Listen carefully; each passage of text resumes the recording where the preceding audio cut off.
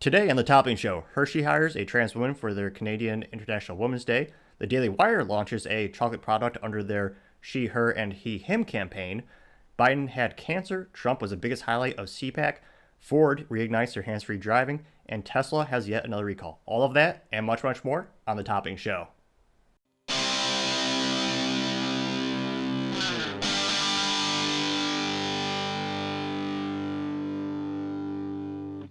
Thank you, everyone, for tuning in today. Today's episode of The Topping Show is sponsored by ExpressVPN and Topping Technologies.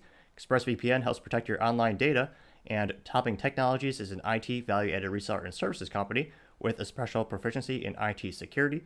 If you're a business owner or an IT leader in needs, you can reach them at sales@toppingtechnologies.com. Jumping to the business part of the podcast, Nordstrom said that they were going to say goodbye to Canada. Nordstrom is one of the premier high-end department stores headquartered in Seattle, Washington, and they have for the longest time legendary customer service.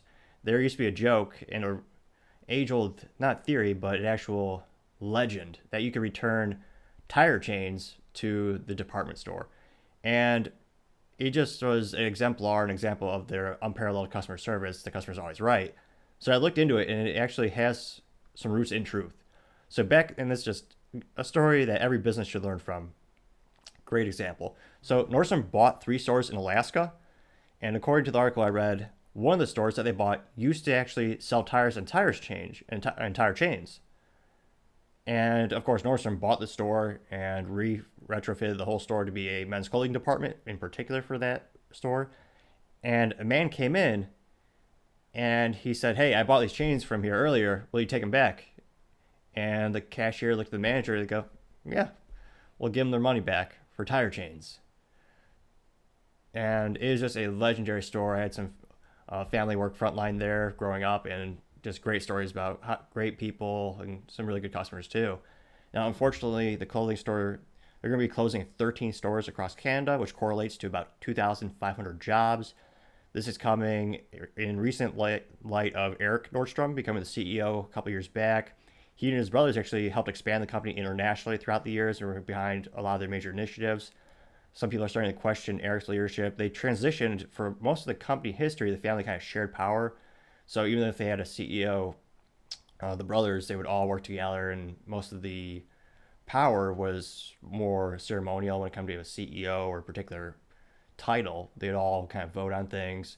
And a couple years back, Eric took a little bit more ownership of the situation, becoming the full-blown CEO. And some people calling for his resignation. It'll be interesting to see how they can turn things around. They're not the only retailer coming out of Canada or decreasing their global presence, but it's a great brand and great story, great company, always giving great service. So I know retail is, it's cliche to say it's rough, but I think long term they're still going to be around for quite some time. Now Ford is going to jumpstart their hands-free driving again. They just revealed a subsidiary called Latitude AI. It's going to be based in Pittsburgh and has, thankfully, 550 former employees of Argo AI. That company was actually a Ford-backed self-driving company that closed in October. So it's nice to see that Ford's going in and kind of doing the right thing as best they can, where rehiring some of those talents, bringing them back on. The Latitude will support Ford's Blue Cruise system, which enables hands-free driving but still requires the driver to observe the street and able to handle interventions at a moment's notice. And there's some people speculating how much of that is needed versus how much of it is from regulatory pressures, where certain lawmakers, certain areas, they for safety concerns, but also for just mentality, a lot of them really want to have that message of you should always be paying attention if you're in the driver's seat, which I agree with. I'm sure within my lifetime they'll have the computers advanced enough, with all the sensors advanced enough, where conceivably you'll never have to do anything. They already have that in beta mode in a lot of areas, but eventually it'll become mass technology, I believe. Though I still say you can't beat a stick shift with 3 pedals. That's just me. Now, Ford also said that their sales rose more than 20% in February 2023 compared to 2022, with the F-150 sales increasing 22%. Now, even more astonishingly enough, their EV sales increased 88% last year. Granted, again, always look at the bigger picture and make sure you look at every side of the equation. It grew by 88%, but you have to ask yourself, perhaps only one of the few interesting things or accurate things I learned in college is business statistics, is always ask yourself, know your sample size. So in this case, they said EV sales grew by 88%. That's great. Big picture, that only represents 2.9% of the Ford automaker sales in February. So it is increasing, but overall, it's a smaller part of their portfolio. Now, here's an interesting example, and something that fascinates me the most is when you have business, culture, and politics all interweaving together. And the next two bullet points or categories or subjects perfectly talk about that interweaving of all the three subjects. Now, Hersheys recently revealed a campaign called Hershey. So they misspelled it, so it's Hershe. And this is kind of reminiscent of the much, much, much bigger chocolate company, Mars Inc. And when they had which is Hershey's biggest competitor, because Mars Inc. owns a lot of the brands that you think of, including M&M's, which recently had a marketing campaign in 2022, and now where they have a new character who is trans, and they redid a couple of the incumbent characters' features. Now, Hershey's is using trans women to celebrate International Women's Day in their advertisement materials in Canada, including print as well as digital. So the actual candy bar wrapper will have that person's image on there. The new candy bar campaign is called Her for She, and that is a Canadian promotion for International Women's Day, and will feature 5 activists on the candy cover. The current 5 features are going to be the Wisdom to Action founder, trans Faye Johnstone, which I did do some research, no relation to Cold Stone Steve Johnson. So I thought Steve might be still play, but I haven't seen him in the news for a while. So it is not Stone Cold Steve Austin's any relation, no relation. The second person is Indigenous rights activist Autumn Pelter. Third person is climate technology researcher Naila Malalo. Fourth person, individual is gender and educational activity Rita Audi. And then the last is Girl Up founder Kalicia Masaila, with Faye Johnstone being the biggest highlight of the campaign at the moment, where that's a lot of where the marketing is being put on. And there's been a lot of controversy about this individual. Johnston recently criticized someone who said that male rapists who identify as trans should not be allowed in women's prisons, and Johnston argued that they must be put in women's prisons. So that was a certain criticism point. Johnstone also said, and I quote unquote, "I actively do want a political environment in which TERFs are so vilified they dare not speak their views publicly, let alone act on them. Shut them down." And I do more research on this. So a TERF is a acronym, and that is a trans exclusionary radical feminist. And I did a little bit more research, and that's something that people are criticizing J.K. Rowling for in the past, and kind of in tarnishing her, I want to say her long-term, not career because she wrote the books, but perhaps her legacy. So there's a lot of controversial around how she's handling that. She's calling herself a traditional feminist in the fact that biological women in that regard. So she is I guess she's excluding the trans. And again, this is my main forte is the business and advertising. I'm learning a lot about this. And I tried to do more due diligence on Johnstone's Twitter, but I couldn't. And I say that because it's not visible to the public. So if you click it and then they approve you, so you have to click follow. If they approve you, then you can see the posting materials. And I kind of think that's a little bit disingenuous not to have that data out there.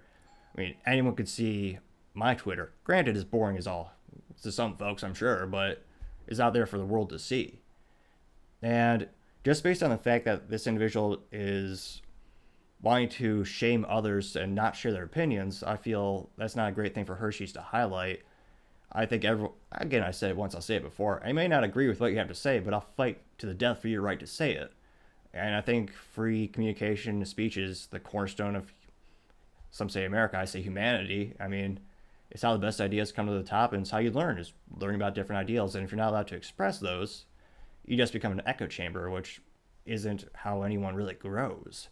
And so from my personal perspective, in terms of a marketing campaign, I think Hershey should have chosen someone more, maybe, I want to say more appealing to the masses to get the greatest number of prospective clients to buy your product. So Eddie Izzard is he's a man who transitions to a woman. Eddie? Yeah, so Eddie Izzard ran 32 marathons in 31 days for charity, raised £250,000. That's extremely commendable. That's awesome. And there's a great interview on Joe Rogan, episode 1289, where Joe Rogan interviews Eddie, and they talk about all the achievements and how much they've done. I think that would be a stronger candidate for a forefront from a marketing campaign. I feel like Hershey's didn't do enough research on this. And also Hershey's, if you're selling chocolate, I would still argue you want the biggest mass appeal.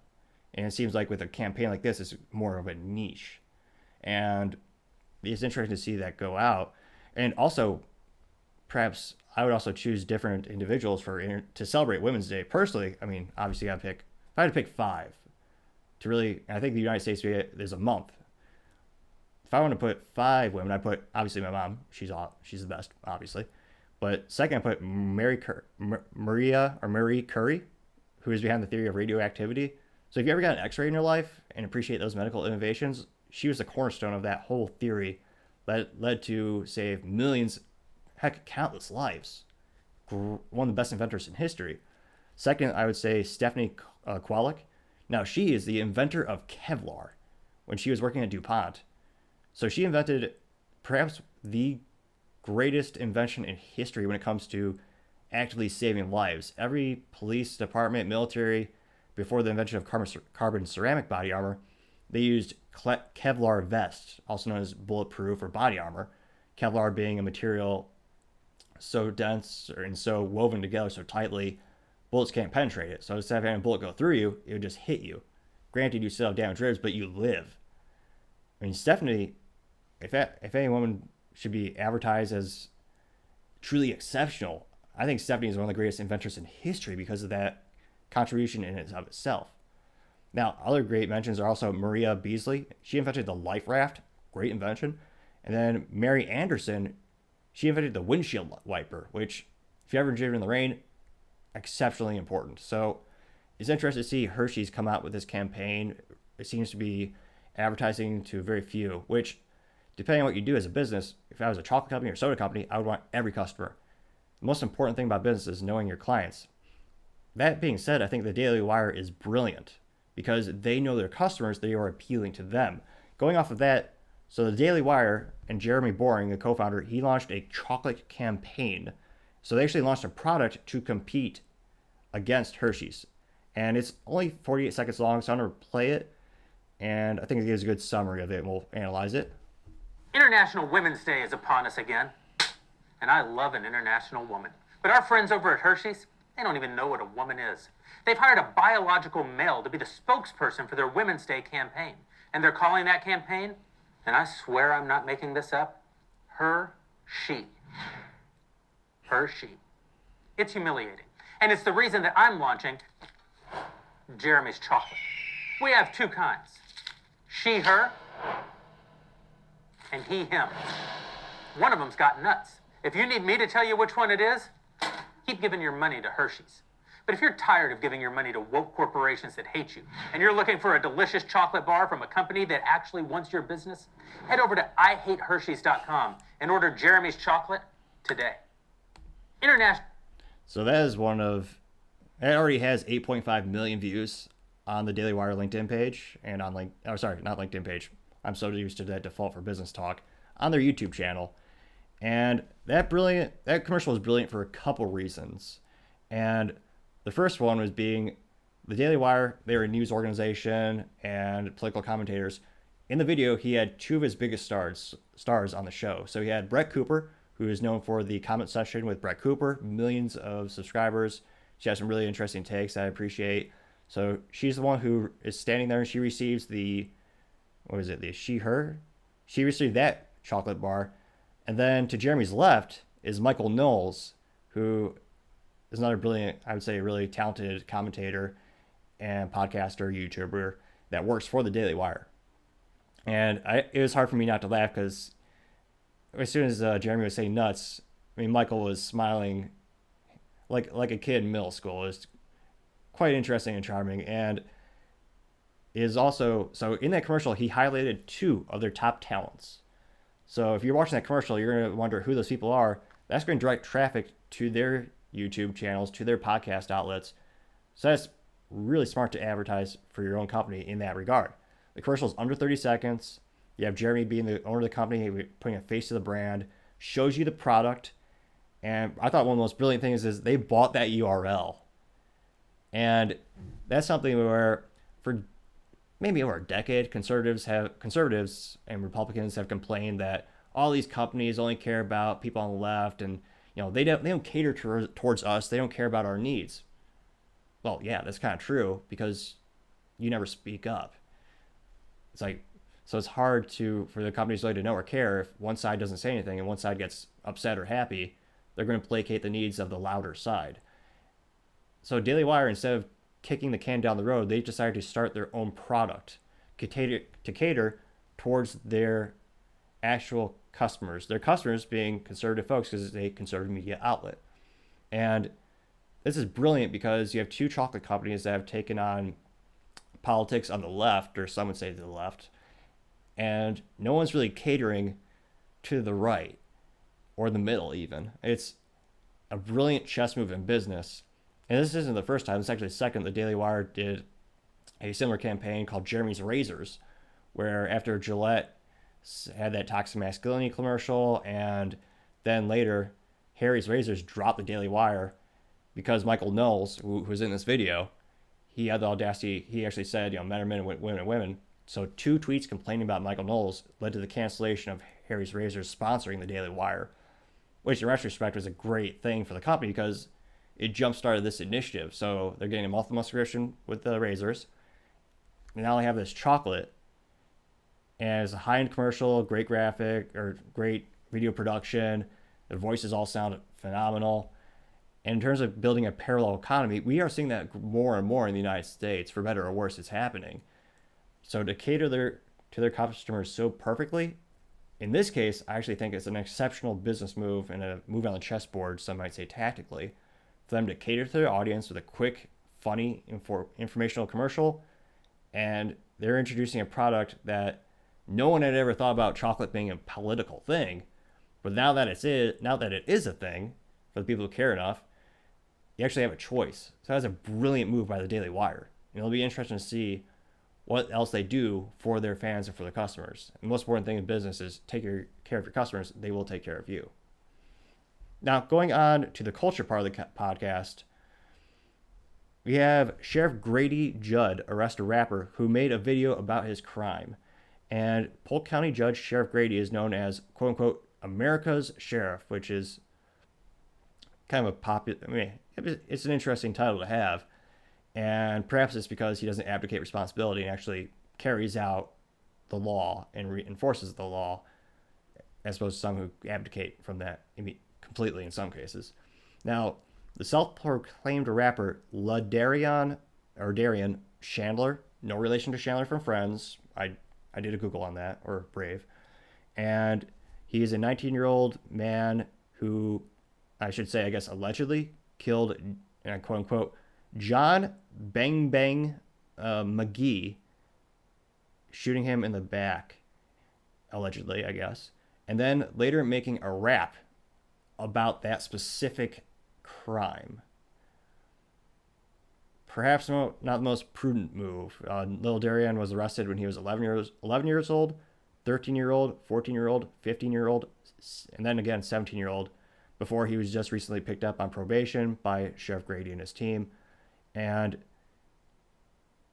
kind of goes into the overall culture of the decline of just society and the family and just community. There's no reason people should have to, or that we should be glorifying these instances or having people slip through the cracks. There's a lot of metaphors choose the one that best suits you. But who is dumb enough to make a? I know rap, they usually proclaim lots of things, but to brag about a specific crime you committed, of course you're going to be caught. That I was just completely shocked. But I'm actually more shocked that if sheriff is enforcing the law, that's great to see that more and more. And there are a lot of great police and sheriff departments out there. But in terms of culture, I don't know why we have. It's fascinating to think that some people, that music is talking about specific instance of crime is glorified again and again and again. I don't understand it. It'll be interesting to see if that trend continues throughout the years. Now, going to the politics, Trump was the big highlight of CPAC, which, if not into politics or just an average person, you don't know what the hell it is. And I barely knew about it growing up. So CPAC is the acronym word for Conservative Political Action Conference. And it's a 4-day-long conference. And I can't imagine that, unless you are presenting or running for president, that must be one of the most boring things on the planet. Because I've seen clips of it, and it's just, you have a couple highlight speakers that try to make it interesting, but for many years, politics isn't an exciting, interesting thing to a lot of people. I find it fascinating just because of the chess strategic and all the initiatives that are behind it. Now, when Trump actually walked on stage, he was introduced as the next president of the United States. And well, interesting to see. So he's actually number 5 of the pack. So I should say there are 5 candidates in the Republican Party thus far. So actually November 11th, Corey Stapleton, who's a former Montana secretary, declared he's running for president. And then November 15th, Trump announced he was running for president, which I was shocked. Everyone thought Trump was the first one. Maybe he was just the first one with a big enough background where people really noticed. So fast forward January 31st, Nikki Haley, former South Carolina governor, announced she was going to be running for presidency. And one more, and then I apologize, I can't pronounce all the names correctly. And then February 29th, Vivek Ramaswamy announced that he'd be running for president. He being a former pharmaceuticals entrepreneur and now political commentator, throwing his hat into the ring. And Trump had a couple notes that got the most positive responses because he had a long speech, of course. And there are 3 bullet points that really, if he wants to win, he should probably highlight, because during the presentation, his speech, that's when the crowd had the greatest reaction.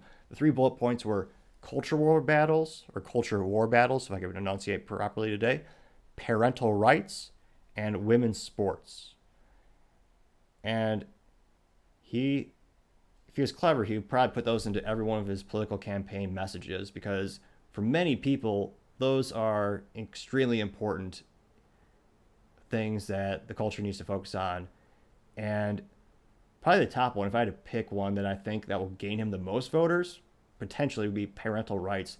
If you look at, he lost for many reasons, but in 2020, if you look at the data of which voters had the greatest decrease, so people who voted for him in 2016 and did not vote for him again, if you look at that group of demographic of people, it is mainly stay-at-home moms. So if he could turn that around and not piss them off, both tall orders, but we'll see. If he could focus on parental rights and really drive that point home, a lot of parents who might not normally vote will get out there and vote for him. So if he could focus on that perhaps one key issue that a lot of people care about, or I would argue everyone should care about parental rights. I know perhaps there's an opposing school of thought that says the government knows best and they're not your kids, they're the government kids. But if he could focus on parental rights, that's going to win him the most political points in 2022, I think, during this campaign. And it is interesting to see he changed his mind when it came to mail-in ballots and early voting, and quote unquote, we have to change our thinking because some bad things happen. You have to do it. Which, yeah, you do. It's one of those things where a lot of Republicans were fervently against the whole idea. They complained it was cheating because it's very easy to ballot harvest. It's very easy. The amount of manipulation is greater with those types of voting as opposed to traditional voting. They're just inherently less secure by definition. I'm not saying it's going to swing an election. It could or couldn't. We didn't see enough evidence presented to actually show us that it had in 2020. But I always tell Republicans when it comes to those things, just think of it as taxes. You love, or I also love too, using the tax code to your advantage. That's Trump loves that. Think of that just like with voting. Those are the rules. If you want to win, follow those rules. Don't ignore that mechanism that allowed Democrats to have a lot more votes than you during that last election and even during the midterm. So now that he's changing his mind on that and Republicans are finally waking up to those are the rules as written right now, if they could actually follow them and exploit them to their advantage, then maybe they stand a chance. And it also is interesting to find that Vivek altered his speech, and him being an entrepreneur who's running for presidency, and his pre-speech was leaked, as things tend to do. And he was going to say that there were some things that he could deliver that Trump could not in regard to national unity, which is probably true since that wasn't Trump's strong point. But Vivek chose not to say that during this, during this CPAC conference, which I think was clever because more people, I know, and unfortunately negativity sells, especially in politics. That's why you see a lot of smear campaigns. They are effective, but being classy in and of itself is a lot better, I feel. And Trump in particular, I don't know if you could insult him in the way that a traditional politician could. I'm not alone in this political analysis. Ben Shapiro had the same idea where he's talking about you can't throw mud at Trump because he's already covered in mud. You can't, if you just say one extra bad thing about him, he's not going to care. He's just going to make up perhaps an interesting nickname or pejorative term for you. And it's not going to have the same effect where if you have a clean button-up politician who's never had a scandal in his life, then you say this one thing, they freak out, and they go, oh no, and they just maybe even they bow out of the political race entirely. So I think it was clever for Vivek to not choose that. Makes him look classier because you're not attacking someone that there are a lot of people in the party who like him. And if you attack him, it's kind of those things, kind of like sports icons. People identify with the famous person. If you insult Trump, some of their voters are going to think, well, you're insulting me because I voted for him. So Vivek to not do that, I think was a good political move, good move on the chessboard for him. Now, interestingly enough, and unfortunately, it was announced that a biopsy found that Biden had cancer. So White House claims that it was a skin cancer, which is sad. I know a lot of folks have had that. I wouldn't wish it on my greatest enemy. It's a terrible thing. And they noted that the skin lesion was removed during a physical last month, in which a basal cell carcinoma, and they claim that type of cancer is extremely treatable, which is good news. And they claim all of the cancerous tissue was removed. So that's good, but it's also all the conspiracy theories are going to pop up because a lot of people have had these suspicions about his health, and there haven't been a lot of transparency around it. So this kind of confirms some of that was true. Thankfully, it sounds like the cancer was removed, so hopefully he's as healthy as can be, and we'll see going forward. Now, going into the business blunder of the day, unfortunately, Tesla has yet another recall. They're doing another recall on the Model Y, and the headlines said they're recalling thousands. Again, always read into it a little bit, or listen to this so you don't have to. Although I would always say listen to many media outlets, get a great rounded opinion. And specifically, they're going to recall 3,470 Model Y vehicles made from 2022 to 2023.